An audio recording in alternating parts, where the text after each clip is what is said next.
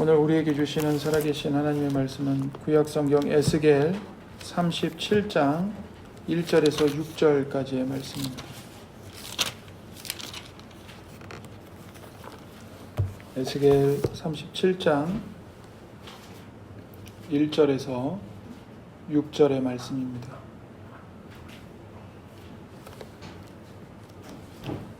다 찾으신 줄 알고 제가 하나님의 말씀을 받들어 읽겠습니다. 여호와께서 권능으로 내게 임재하시고 그의 영으로 나를 데리고 가서 골짜기 가운데 두셨는데 거기 뼈가 가득하더라. 나를 그 뼈 사방으로 지나가게 하시기로 본즉 그 골짜기 지면에 뼈가 심이 많고 아주 말랐더라. 그가 내게 이르시되 인자야 이 뼈들이 능히 살 수 있겠느냐 하시기로 내가 대답하되 주 여호와여 주께서 아시나이다. 또 내게 이르시되 너는 이 모든 뼈에게 대언하여 이르기를 너희 마른 뼈들아 여호와의 말씀을 들을지어다. 주 여호와께서 이 뼈들에게 이같이 말씀하시기를 내가 생기를 너희에게 들어가게 하리니 너희가 살아나리라. 너희 위에 힘줄을 두고 살을 입히고 가죽으로 덮고 너희 속에 생기를 넣으리니 너희가 살아나리라. 또 내가 여호와인 줄 너희가 알리라 하셨다 하라. 아멘. 복음으로 성경 읽기 에스겔의 두 번째 시간입니다. 에스겔은 바벨론 포로 중에서 선지자로 부름을 받았습니다. 바벨론 왕 느부갓네살은 총 3차에 걸쳐서 예루살렘을 침공했습니다. 그런데 에스겔은 2차 침공 때 여호야긴 왕을 비롯해서 모든 방백과 모든 용사 1만 명을 사로잡아갈 때 사로잡혀갔던 포로 중에 한 사람이 바로 에스겔이었습니다. 에스겔은 포로로 사로잡혀 있는 중에 선지자로 부름을 받았고 그래서 주로 바벨론에 끌려간 유다 백성들에게 예루살렘의 멸망에 관한 하나님의 말씀을 전해야 했습니다. 하나님께서 예루살렘을 멸망시킨 이유는 그들의 죄 때문입니다. 이스라엘은 하나님의 은혜를 받은 자들이었지만 그 하나님의 은혜를 우상 숭배의 죄로 갚았습니다. 은혜를 원수로 갚은 것이죠. 그들의 죄가 얼마나 큰 죄인지를 깨우쳐 주시기 위해서 하나님은 에스겔 16장에서 하나님께서 이스라엘을 과거에 어떻게 구원하셨고 또 그들을 어떻게 하나님이 존귀하게 해주셨는지를 말씀하십니다. 에스겔 16장 4절에서 5절에 내가 난 것을 말하건대, 여기서 너는 이스라엘입니다. 이스라엘 너희가 난 것을 말하건대 내가 날 때에 내 배꼽줄을 자르지 아니하였고 너를 물로 씻어 정결하게 하지 아니하였고 내게 소금을 뿌리지 아니하였고 너를 강보로 싸지도 아니하였나니 아무도 너를 돌보아 이 중에 한 가지라도 내게 행하여 너를 불쌍히 여긴 자가 없었으므로 내가 나던 날에 내 몸이 천하게 여겨져 내가 들에 버려졌느니라.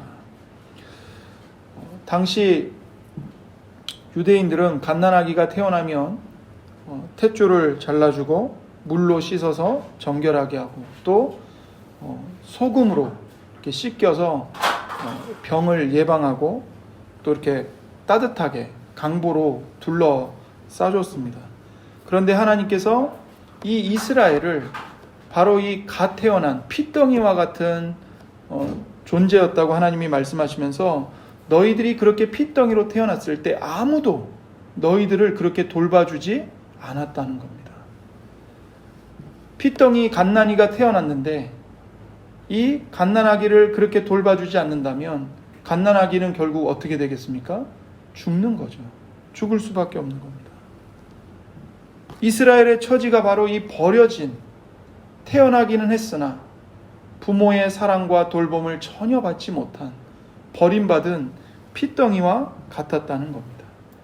그런데 그 핏덩이와 같았던 이스라엘을 하나님이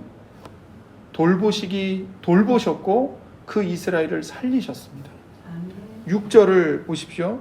에스겔 16장 6절. 내가 내 곁으로 지나갈 때에 내가 피투성이가 되어 발짓하는 것을 보고 내게 이르기를 너는 피투성이라도 살아있으라.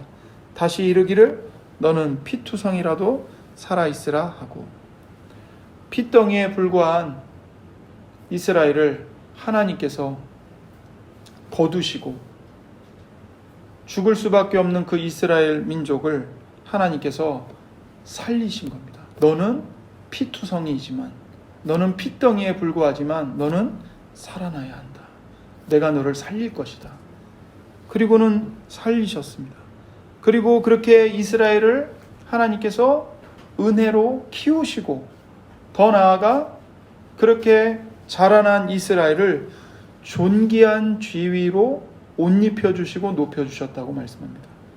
에스겔 16장 13절에 이와 같이 내가 금과 은으로 장식하고 가는 배와 모시와 수놓은 곳을 입으며 또 고운 밀가루와 꿀과 기름을 먹음으로 극히 곱고 형통하여 왕후의 지위에 올랐느니라.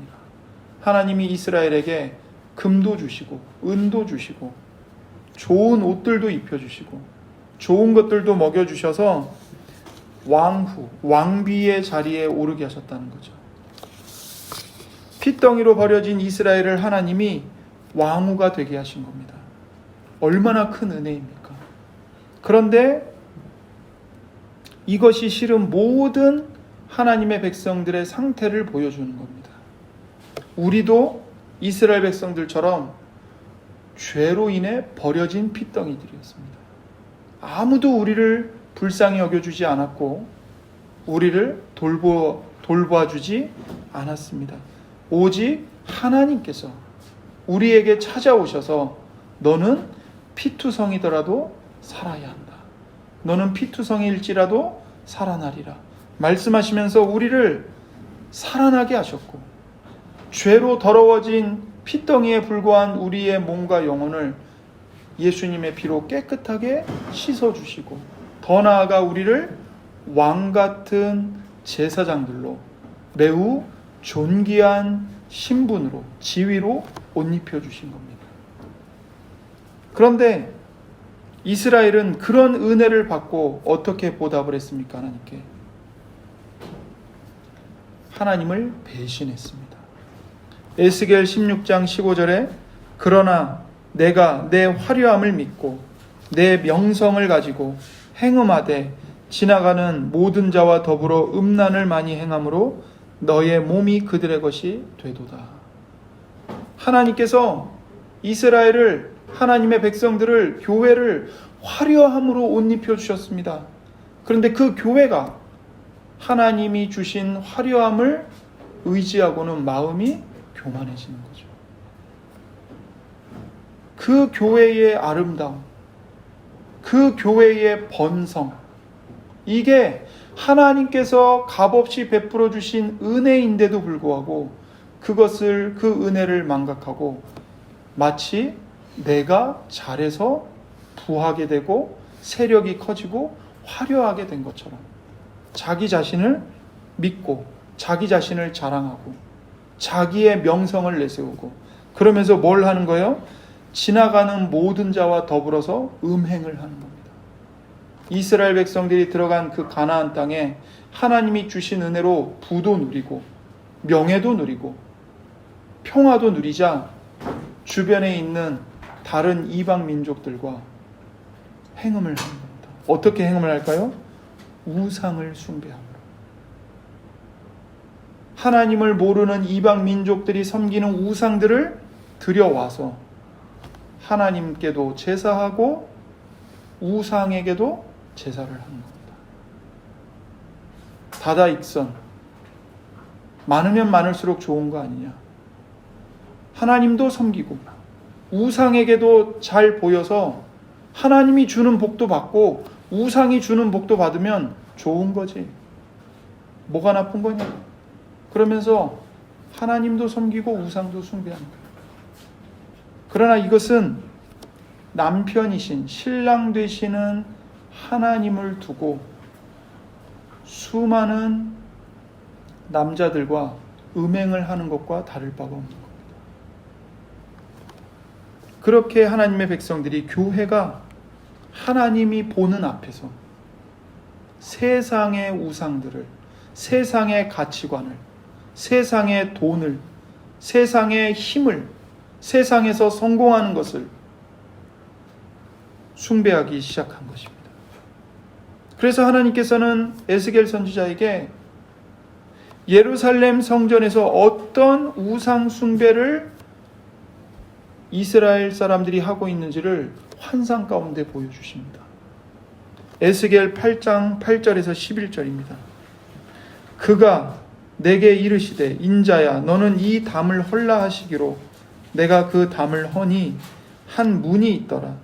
또 내게 이르시되 들어가서 그들이 거기에서 행하는 가증하고 악한 일을 보라 하시기로 내가 들어가 보니 각양 곤충과 가증한 짐승과 이스라엘 족속의 모든 우상을 그 사방 벽에 그렸고 이스라엘 족속의 장로 중 70명이 그 앞에 섰으며 사반의 아들 야하사냐도 그 가운데에 섰고 각기 손에 향로를 들었는데 향연이 구름같이 오르더라.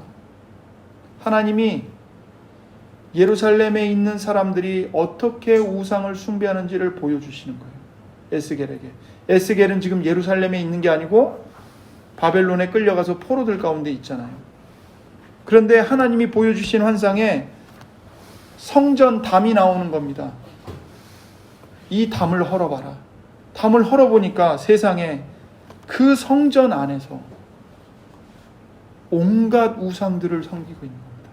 성전 벽에다가 성전 담벼락에다가 온갖 가증한 벌레들의 형상, 짐승들의 형상, 모든 우상들의 형상을 사방벽에 그려놓고 그 앞에 서가지고 뭘 하는 거예요? 향을 피우고 있는 거예요. 그것도 이스라엘 족속의 장로들 중에서 70명이나 그 앞에 서가지고, 심지어 사반의 아들, 제사장의 아들까지 서서 각기 손에 향료를 들고 그 제사를 드리고 있는 겁니다. 성전 담을 헐고 보니까 이런 일을 행하고 있는 거예요. 예루살렘에서. 에스겔 8장 16절에는 그가 또 나를 데리고 여호와의 성전 안뜰에 들어가시니라. 이번에는 에스겔을 성전 안뜰로 데리고 가셨습니다. 그러자 보라, 여호와의 성전 문, 곧 현관과 제단 사이에서 약 25명이 여호와의 성전을 등지고 낯을 동쪽으로 향하여 동쪽 태양에게 예배하더라. 성전 안뜰로 들어갔더니 무슨 짓을 하고 있어요? 25명이 성전을 등지고 얼굴을, 성전을 뒤로 하고 얼굴을 동쪽으로 향해서 뭐에게 예배해요? 동쪽에서 떠오르는 태양에게 예배를 하고 있는 겁니다. 여러분, 성전은 어떤 곳입니까? 하나님이 임재하시는 하나님의 집이죠. 그런데 그런 성전에서 성전 벽에다가 온갖 가증한 짐승들과 벌레들의 형상을 그려놓고 이스라엘의 장로들이 모여서 향로를 피우며 제사를 드립니다. 심지어 성전 안뜰에 들어갔더니 25명이 모여서, 누구겠어요? 제사장들이죠. 제사장들이 모여서 성전은 뒤로 하고 동쪽을 향해 동쪽에서 떠오르는 태양을 경배하고 있는 겁니다. 태양을 향해 엎드려 절하고 있는 겁니다. 이런 일이 어디서 일어났다고요? 성전 안에서요. 이것을 보시는 하나님의 마음은 어떠했을까요? 얼마나 비통하셨을까요? 얼마나 진노하셨을까요? 이런 걸 보면 하나님께서 내가 내 성전까지도 던져버리겠다라고 말씀하시는 하나님의 심정이 어떤 것인지 우리가 알 수 있게 됩니다. 그래서 하나님은 결국에 이러한 교회의 영적인 간음, 우상 숭배에 대해서 하나님이 결국엔 진노를 내리시고 심판을 쏟아부으시겠다고 말씀하십니다. 에스겔 7장 2절에서 3절입니다. 너 인자야, 주 여호와께서 이스라엘 땅에 관하여 이같이 말씀하셨느니라. 끝났도다. 이 땅 사방의 일이 끝났도다. 이제는 내게 끝이 이르렀나니 내가 내 진노를 내게 나타내어 내 행위를 심판하고 내 모든 가증한 일을 보응하리라. 드디어 이젠 하나님이 예루살렘을 끝내시겠다는 겁니다. 너에게 끝이 임했다.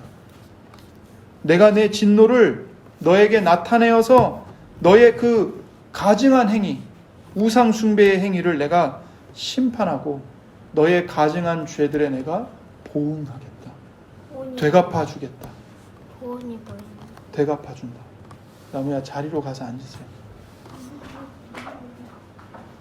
앉아서 말씀 잘 들으세요.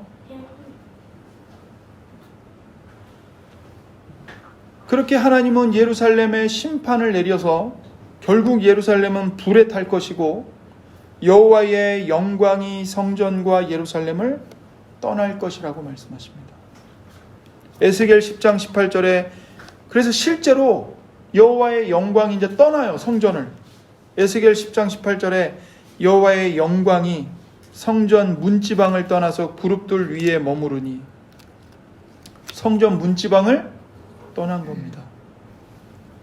11장 23절에 여호와의 영광이 성읍 가운데서부터 올라가 성읍 동쪽 산에 머무르고, 예루살렘 중앙에 있는 성전에서 여호와의 영광이 떠나시기 시작하시더니 그 영광이 이제는 어딜 떠나요? 예루살렘의 성읍을 떠나 예루살렘 성읍 동쪽 산으로 가시는 겁니다. 더 이상 교회의 가증한 영적인 음행을 견디지 못하시고 참지 못하시고 하나님의 영광이 떠나는 거죠.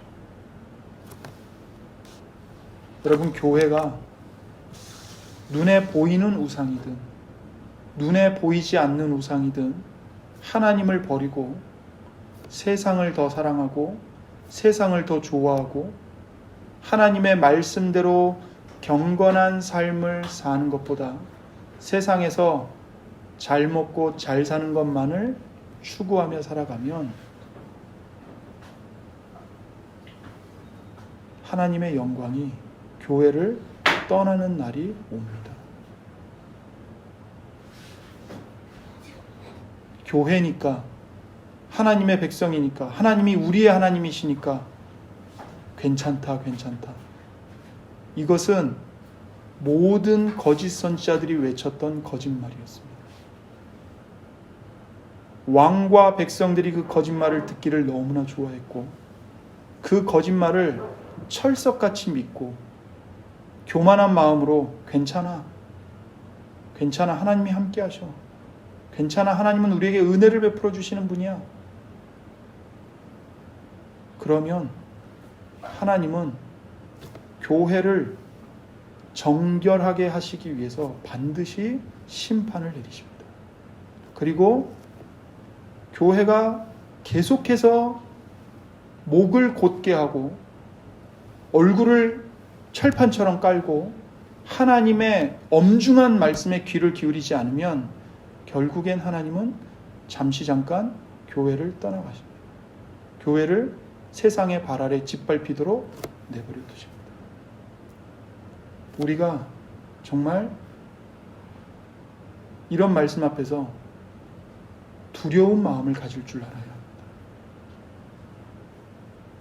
내가 정신 차리고 깨어 있지 않으면, 우리가 정신 차리고 하나님 앞에서 깨어 있지 않으면, 우리가 우리의 죄를 버리고 돌아서지 않으면 교회를, 우리를 성화시키기 위한 하나님의 진노의 징계가 반드시 임한다는 겁니다.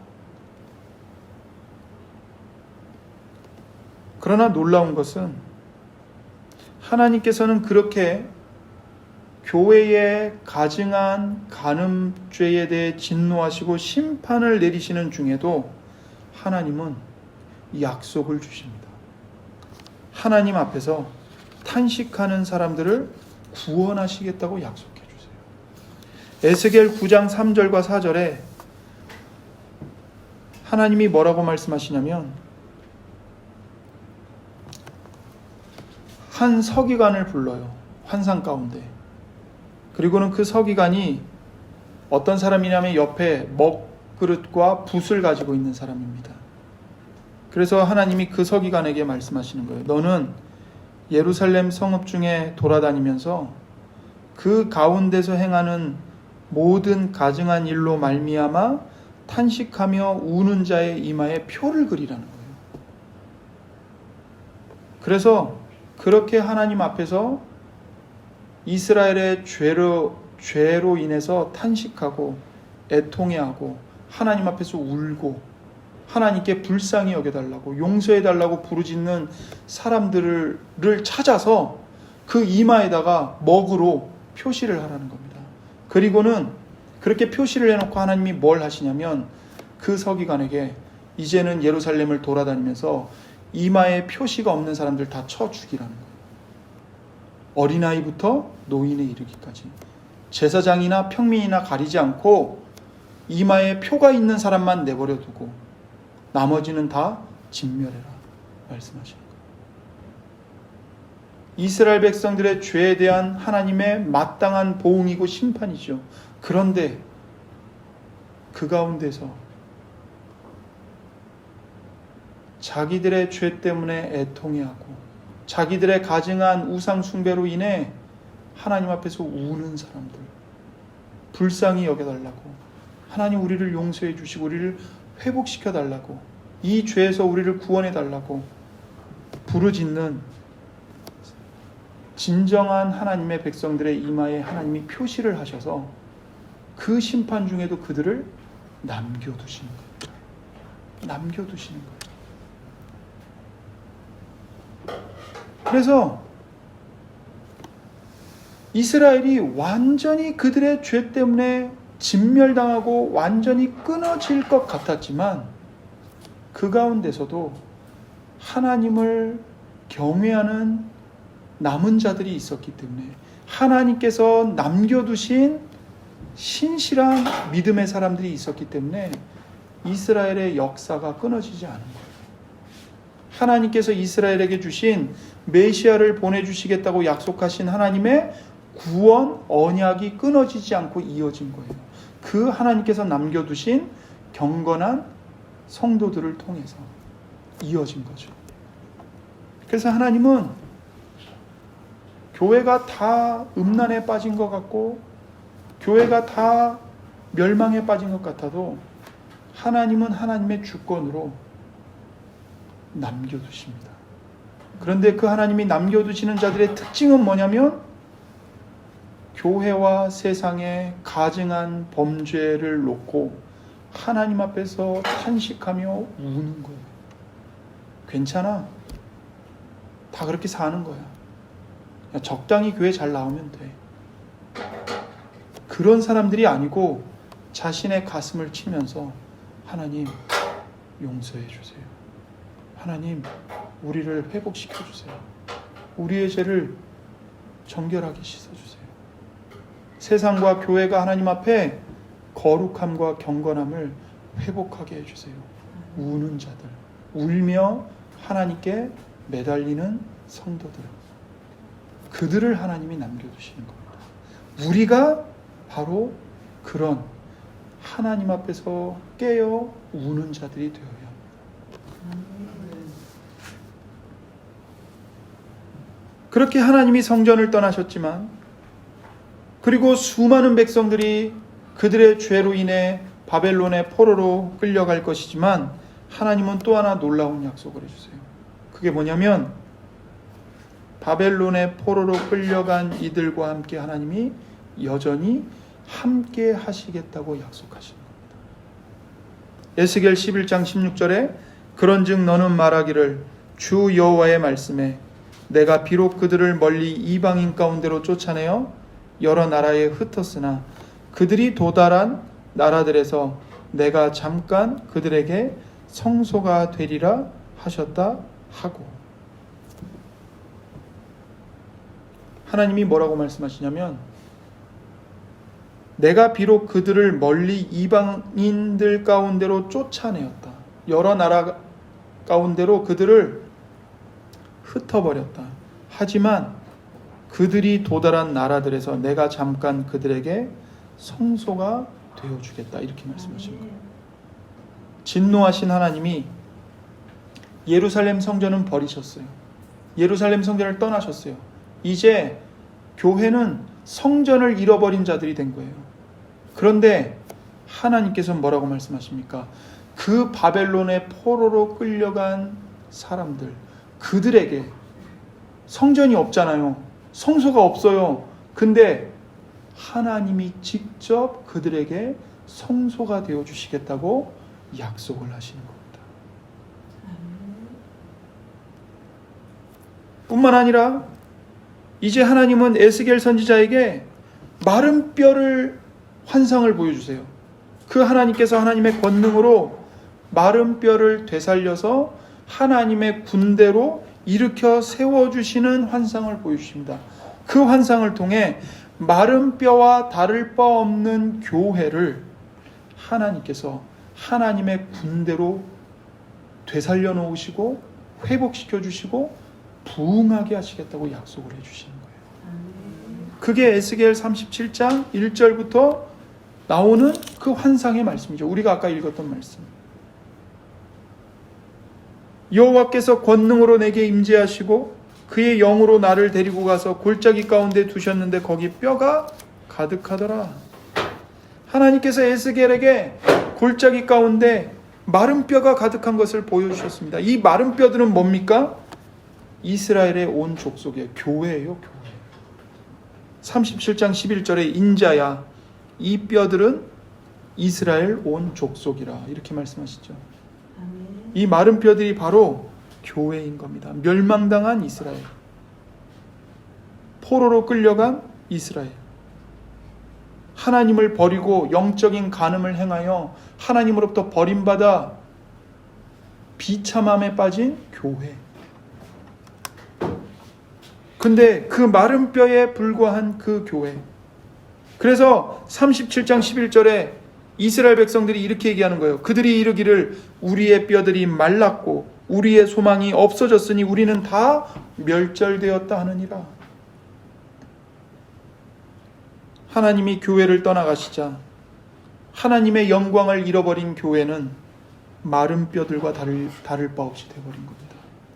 우리가 소망이 없어졌고 우리는 다 멸절되었다. 이제 끝났다. 이것이 당시 이스라엘의 절망적인 상태이고 허물과 죄로 죽었던 우리들의 이전의 모습이에요, 여러분. 이 마른 뼈들이 바로 여러분과 저의 모습이었다고요. 그런데 그 마른 뼈들을 하나님이 어떻게 하십니까? 5절을 보십시오. 주 여호와께서 이 뼈들에게 이같이 말씀하시기를 내가 생기를 너희에게 들어가게 하리니 너희가 살아나리라.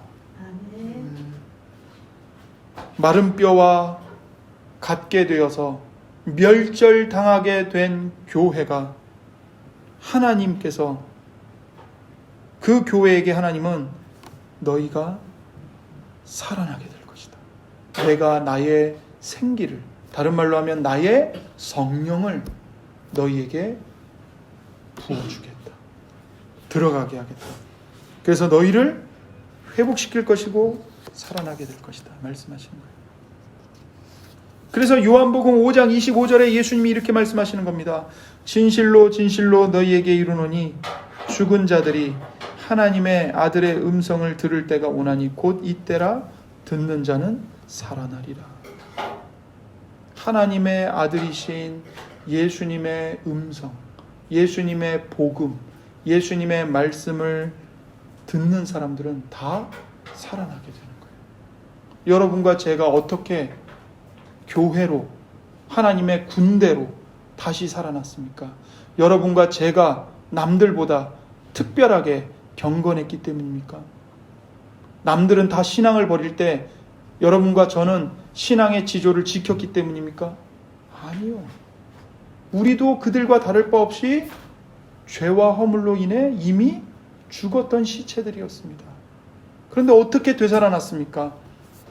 하나님의 주권으로 예수님을 보내셔서 예수님의 음성을, 예수님의 피 묻은 복음을 우리에게 들려주신 겁니다. 그 예수님의 음성을 듣고 우리가 살아나게 된 거예요. 하나님께서는 교회를 회복하시기 위해 자기 아들을 대속제물로 보내시고 또한 성령을 보내주셨습니다. 이스라엘이 출애굽할 때 유월절 어린 양의 피로 하나님의 진노가 넘어갔듯이 우리의 유월절 양이신 그리스도께서 십자가에서 우리를 대신하여 죽임당하심으로써 희생하셔서 하나님의 진노를 우리가 피하게 된 겁니다. 아멘. 또한 마른 뼈와 다를 바 없게 된 우리들에게 하나님의 생기인 성령님을 불어넣어 주셔서 우리가 하나님의 교회로 하나님을 위한 영적인 전쟁을 싸워 승리하는 하나님의 군대로 되살아나게 해주신 것이죠.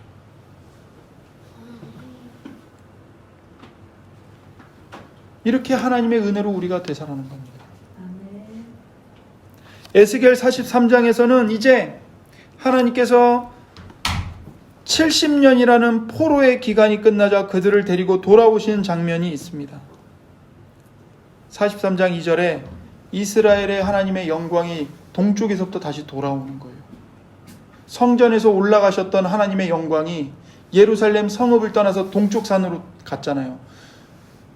그렇게 성전과 예루살렘을 버리고 떠나셨던 그대로 역으로 반대로 이제 동쪽에서부터 하나님의 영광이 돌아오는 겁니다.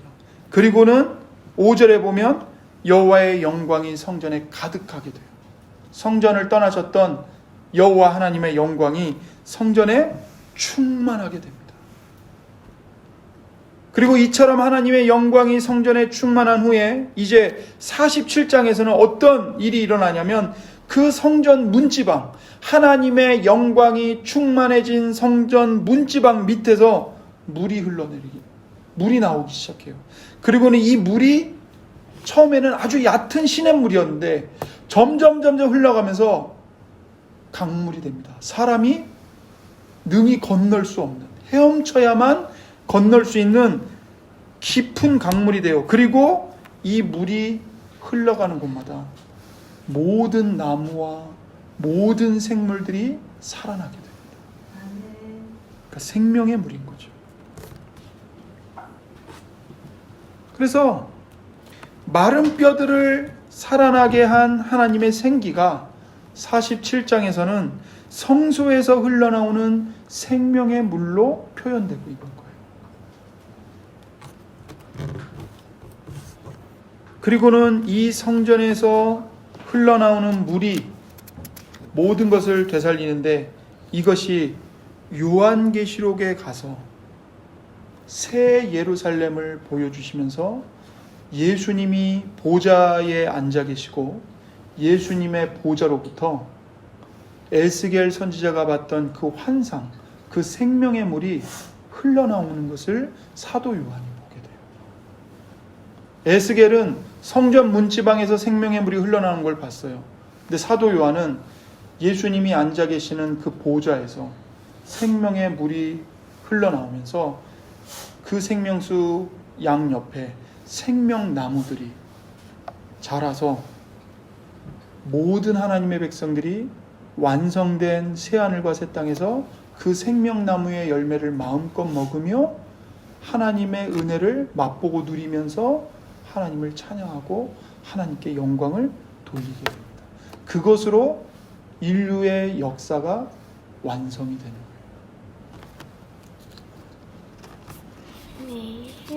하나님께서는 왜 이렇게 은혜를 베푸시고 구원을 이루어 주십니까? 우리는 죽어 마땅한 자들입니다.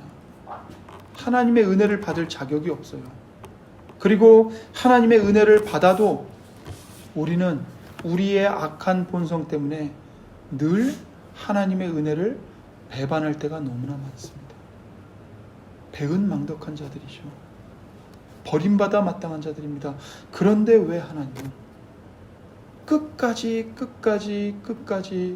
우리를 버리지 않고 사랑하시고 건지시며 거룩하게 하시고 영화롭게 하실까요?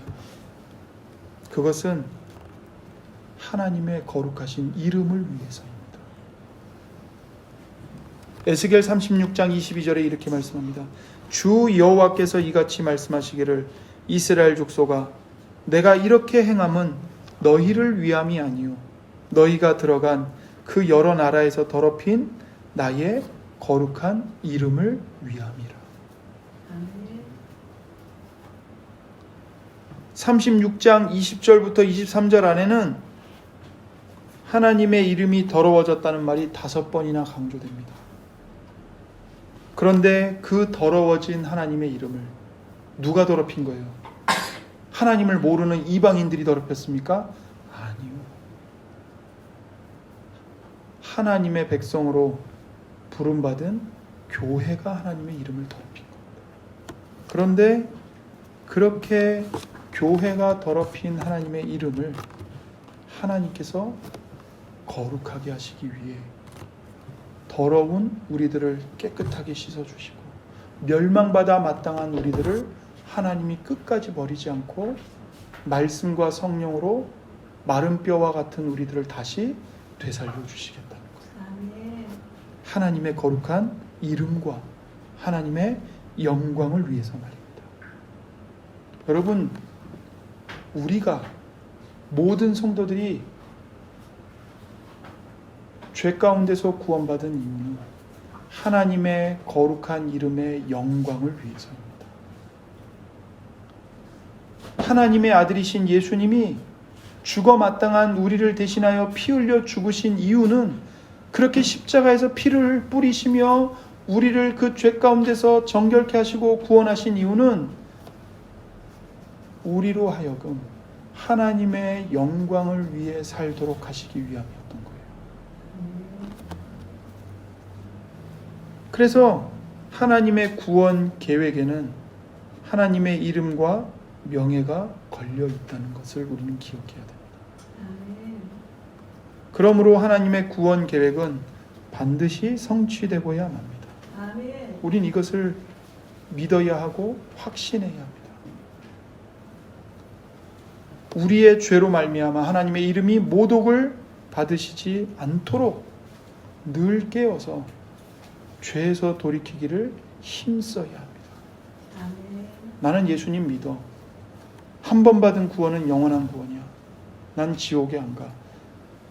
그렇게 방만한 마음으로 살아서는 안 됩니다. 물론 우리는 하나님의 한 번 택하심은 후회하심이 없고 하나님이 한 번 구원하신 하나님의 자녀는 절대로 버리시지 않습니다. 그렇기 때문에 우리는 더더욱 하나님에 대한 감사함을 가지고 죄를 미워하며 회개를 어느 한순간에만 하고 딱 끝내는 게 아니라 평생을 다해서 우리는 지속적으로 회개를 반복해야 됩니다. 죄에서 돌이키기를 반복해야 됩니다. 나는 눈에 보이는 우상 섬기지 않는데, 나는 성경도 열심히 읽고 기도도 열심히 하고 전도도 하고 하나님이 하라고 하시는 거 열심히 하는데, 그러나 우리가 기억해야 될 것은 우리가 아무리 하나님의 계명을 준수해도 그 모든 것에는 다 우리의 부패한 죄성이 끼어 있다는 것을 잊지 말아야 합니다. 우리는 선한 일을 하면서도 얼마든지 속으로 교만한 마음을 품을 수 있는 자들입니다. 선을 행하면서 은근히 나를 자랑합니다. 그리고 선을 행하지 않는 다른 형제를 보며 정죄합니다. 멸시합니다. 그런 죄들이 우리의 모든 순종 안에 다 끼어 있고, 그래서 우리의 순종을 다 오염시켜요.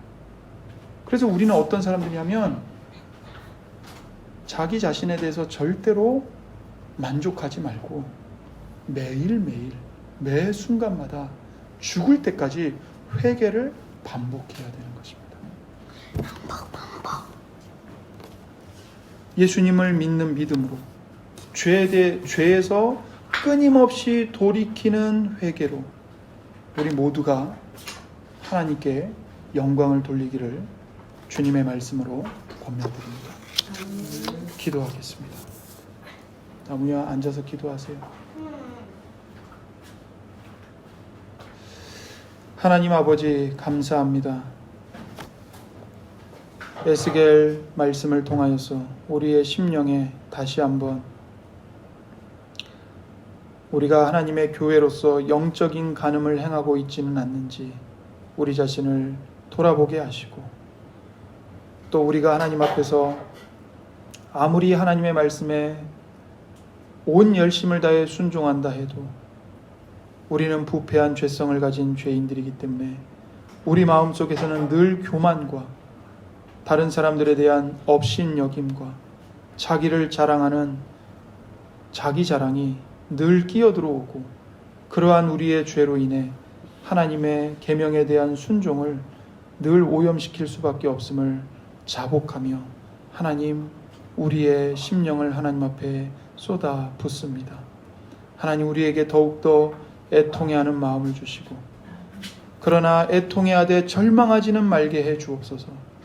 왜냐하면 예수님께서 십자가에서 흘리신 그 보혈로 우리의 모든 죄, 과거의 죄, 현재 짓는 죄, 앞으로 미래에 지을 모든 죄까지도 예수님이 다 대속해 주셨기 때문이오니, 죄에 대해 애통하며 울되 예수님을 항상 바라보며 예수님이 주시는 용서와 평화와 세상이 감당할 수 없는 하늘의 기쁨을 풍성하게 누리는 자들이 되게 하여 주옵소서. 그리하여 우리의 모든 기도에 감사와 회개가 넘쳐나는 기도가 되도록, 그리고 우리의 삶이 그렇게 감사와 회개가 넘쳐나는 경건한 삶이 되도록 하나님 열매 맺게 하시고 말씀과 성령으로 우리 심령을 새롭게 하여 주옵소서. 감사드리며 우리 구주 예수님의 이름으로 기도드립니다. 아멘.